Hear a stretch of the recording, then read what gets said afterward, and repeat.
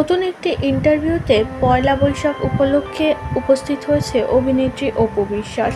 সেখানে পারিবারিক কিছু কথা তিনি শেয়ার করেছে, খোঁচা মেরে কথা বলেছে শবনম ইয়াসমিন বুবলিকে।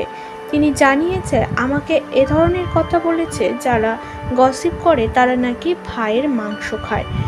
এতটাই নোংরা, তারা আমার মৃত বাবা মাকে নিয়েও কথা বলতে ছাড়েনি।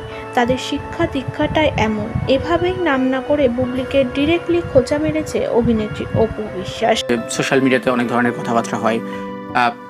সম্মানের ক্ষেত্রে যদি বলি, যেহেতু একসঙ্গেই বলবো যে একই সন্তানের ক্ষেত্রে বলবো যে তিনি আপনার সন্তানের বাবা। আবার এদিকে সেই জায়গা থেকে পরিবারের ভিতরে তো নিশ্চয়ই এ ধরনের যখন বিভিন্ন ধরনের কথা হয়, গসিপস হয়, সম্মানের জায়গা থেকে নিশ্চয়ই উপবিশ্বাসেরও লাগে। অবশ্যই লাগে। এগুলো কিন্তু আগে ছিল না ভাইয়া, এগুলো কিন্তু একদমই ছিল না।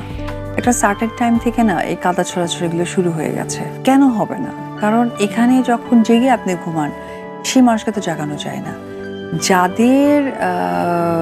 যাদের অস্তিত্বই হচ্ছে নোংরামি করা, সেখানে আপনি আর কতটুকু নিজেকে বাঁচাতে পারবেন?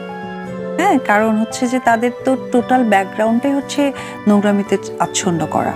কারণ আমি যখন একটা ভিডিও মনে হয় দেখেছিলাম যে আমার পরিবারকে নিয়ে অনেক ছোট করে একটা ভিডিও ছাড়া হয়েছিল, আমার অ্যাসিস্ট্যান্ট আমাকে দেখিয়েছিল।